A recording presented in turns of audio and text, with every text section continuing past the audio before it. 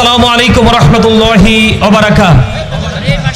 আসলে আপনারা ইতিপূর্বে দেখেছেন আমরা 26 তারিখে প্রোগ্রাম করার জন্য যখন সকল সুন্নি জনতা যখন ঐক্যবদ্ধ হয়েছিলাম, তখন তারাই বাতিল ফেরকা যারা তারা আমাদের এই প্রোগ্রামটাকে বানচাল করার জন্য বিভিন্ন প্লেস তারা চেঞ্জ করেছে। একটার পর একটা নাটকীয় প্লে চেঞ্জ করার পরে যখন তারা আমাদের এই প্রোগ্রামটাকে কোনোভাবেই বানচাল করতে পারেনি, এটাকে রুখে দিতে পারেনি, এটাকে প্রতিহত করতে পারেনি, দেখেছে সারা বাংলাদেশের সুন্নি জনতা অপ্রতিরোধ্য গতিতে ঢাকার দিকে এগিয়ে চলছে। তখন সেটা দেখার জন্য তারা, আপনারা খেয়াল করেছেন কিনা আমি জানি না, আমি যখন ওখানে উপস্থিত ছিলাম আমি কিন্তু আমারা ভাইয়েরা কে কি করছে সেই দিকে যতটুকু নজর ছিল তার চেয়ে বেশি নজর ছিল বাতিলদের দিকে। আপনারা খেয়াল করেছেন যে আমরা যখন প্রোগ্রাম করার জন্য যখন প্রস্তুতি নিয়েছি আমাদেরকে কিন্তু আওয়ামী লীগের টেক লাগানো হয়েছে, আমাদেরকে তারা দমাতে পারেনি।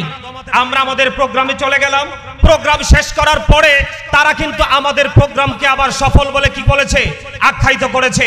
এখানে এই কথাটা বলার বিষয় কারণ হলো তারা আমাদেরকে ধ্বংস করার জন্য, নিশ্চিহ্ন করার জন্য, আমাদেরকে কোণঠাসা করার জন্য বিভিন্ন সময় যখন আমরা কোনো উদ্যোগ নিয়েছি তারা আমাদেরকে প্রতিবন্ধকতার বেড়াজাল আটকে দেওয়ার চেষ্টা করেছে।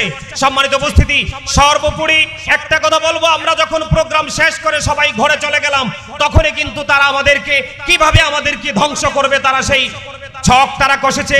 সেই ছকের একটা অংশ হলো আমার ভাই হযরত মাওলানা আল্লামা রহিসউদ্দিন সাহেব, ওনাকে নির্মমভাবে পিটিয়ে হত্যা করেছে।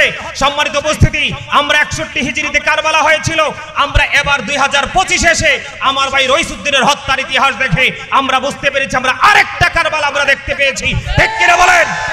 সম্মানিত উপস্থিতি, এখন আমাদের একটাই দাবি, আমার ভাই রহিসউদ্দিনের বিচার করতে হবে, আমার ভাই রহিসউদ্দিনের এই যে হত্যার মামলার বিচার হবে, বিচার করতে হবে, তাদেরকে অ্যারেস্ট করতে হবে।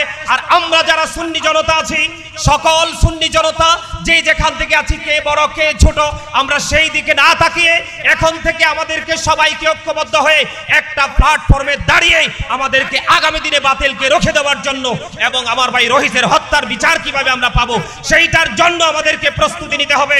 সম্মানিত উপস্থিতি, সম্মানিত সুধী, আমাদেরকে ভুলে গেলে চলবে না, তারা কিন্তু আমাদেরকে নরম ভেবেছে।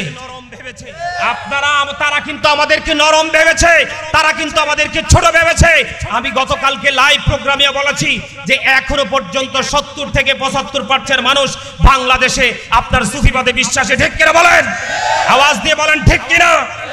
এখন আমাদের একটাই দাবি, আমরা যখন আমাদের দাবি আদায় করতে পারবো না, আমরা গতকালকে আমি বলেছি, আজকে আমি বলছি, আমরা প্রশাসনকে বাধ্য করব। আমরা কি করব? আমরা প্রশাসনকে বাধ্য করব। আমরা আমাদের জায়গা থেকে আমাদের অবস্থান জানান দিব। আমরা যদি আমাদের অবস্থানকে জানান দিতে না পারি, আমরা যদি আমাদের অবস্থানকে তাদের সামনে তুলে ধরতে না পারি, তাহলে কিন্তু ফ্যাসিস্ট যেইভাবে তারা তৈরি হয়েছে, আজকে যেভাবে আমার ভাই রহিসউদ্দিনকে হত্যা করেছে, আগামীকালকে তারা আরেকজনকে টার্গেট করবে। ঠিক কিনা বলেন? সম্মানিত উপস্থিতি, আসলে লম্বা বক্তব্য দেওয়ার কোনো সময় নেই, সুযোগ নেই।